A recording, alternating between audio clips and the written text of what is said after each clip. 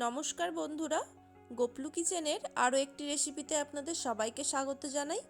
বাড়িতে কোনো পুজোর ভোগ হিসেবে কিংবা খাওয়ার শেষে কোনো মিষ্টি কিছু খেতে ইচ্ছে করলে মাত্র 10 মিনিটের মধ্যেই এই দারুণ টেস্টি মাখানা ক্ষীর বা মাখানার পায়েসটা তৈরি করে নিতে পারেন। তাহলে বন্ধুরা চলুন দেখে নিই এই রেসিপিটা। একটা কড়াইয়ের মধ্যে নিয়ে নেব 2 টিস্পুন ঘি। এখানে ঘিয়ের পরিবর্তে সাদা তেলও ব্যবহার করা যেতে পারে, তবে ঘি দিলে যে কোনো পায়েস বা ক্ষীর অনেক বেশি টেস্টি হয় খেতে। ঘিটা এখানে ভালো মতো মেল্ট করে নেব। এর মধ্যে এবার দিয়ে দেব 30 গ্রামের মতো কাজু।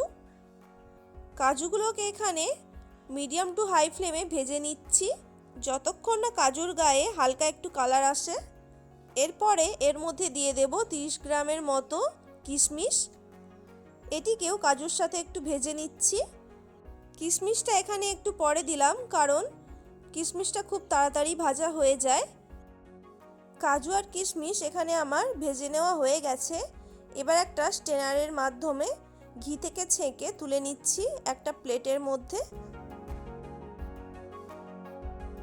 কাজু আর কিশমিশ ভেজে নেওয়ার পর আমি গ্যাসের ফ্লেমটা বন্ধ করে রাখবো।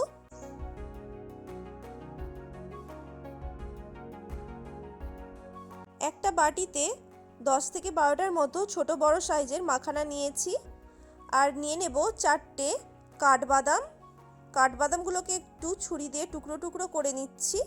এগুলি ছুরি দিয়ে কেটে নিয়ে ওই বাটির মধ্যে নিয়ে নিলাম। আর নিচ্ছি 6টা পেস্তা বাদাম। একই রকমই এগুলিকেও ছুরি দিয়ে একটু কেটে নিচ্ছি।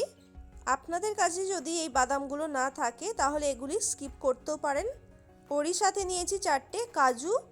একইভাবে এগুলিকেও টুকরো টুকরো করে ওই বাটির মধ্যে নিয়ে নিচ্ছি। বন্ধুরা, এই সমস্ত ড্রাই ফ্রুটগুলোকে আমি মিক্সিতে একটু গুঁড়ো করে নেব। আপনাদের কাছে যদি আলমন্ড বা পেস্তা বাদাম না থাকে তাহলে এগুলি স্কিপ করতেও পারেন।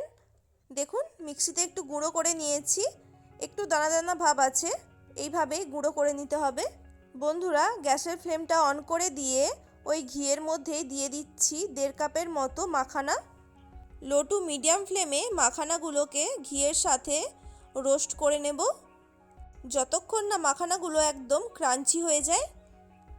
বন্ধুরা, মাখানাগুলো ঘিয়ের মধ্যে দেওয়ার পর কন্টিনিউ কিন্তু নাড়াচাড়া করতে হবে। অবশ্যই খেয়াল রাখতে হবে এগুলি যাতে না পুড়ে যায়।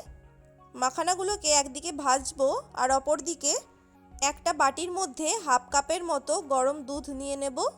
ওই দুধের মধ্যে দিয়ে দেব 1 চিমটের মতো কেশর। এখানে একটু কেশরকে দুধের মধ্যে আগে থেকে ভিজিয়ে রাখতে হবে, এতে দুধের মধ্যে একটা দারুণ কালার আসবে। এদিকে আমার মাখানাগুলোও ভেজে নেওয়া হয়ে গেছে। দেখুন, একটা ভেঙে দেখিয়ে দিচ্ছি, বেশ ক্রাঞ্চি হয়েছে।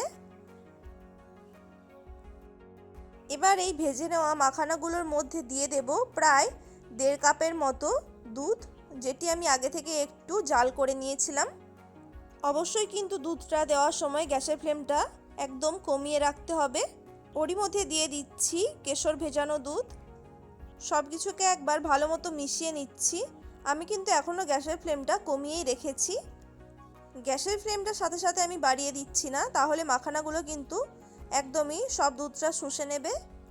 এর মধ্যে এবার দিয়ে দেব বাদাম আর মাখানার গুঁড়ো। এতে পায়েসের স্বাদটা আরও বেড়ে যাবে। সাথে এর মধ্যে দিয়ে দেব 1/3 কাপ চিনি। এখানে মিষ্টিটা নিজেদের পছন্দ মতো দিতে পারেন। এবার সব কিছুকে ভালো মতো মিশিয়ে দিচ্ছি আর গ্যাসের ফ্লেমটা এই পর্যায়ে একটু বাড়িয়ে দেব। মাখানাগুলো দুধের মধ্যে দেওয়ার সাথে সাথেই যেহেতু নরম হয়ে যায়, তাই মাত্র 2 মিনিটের জন্য এগুলিকে দুধের সাথে ফুটিয়ে নিতে হবে। হাই ফ্লেমে মাখানাগুলোকে 2 মিনিট ফুটিয়ে নিয়ে এরপর এর মধ্যে দিয়ে দেব আগে থেকে ঘিয়ের মধ্যে ভেজে রাখা কাজু আর কিশমিশ।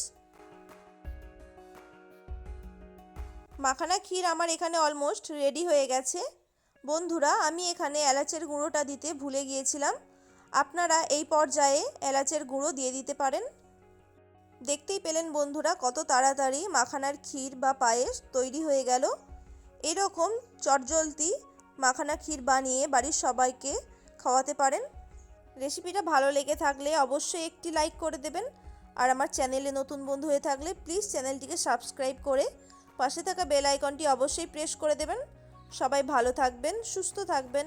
রেসিপিটা সম্পূর্ণ দেখার জন্য অসংখ্য ধন্যবাদ।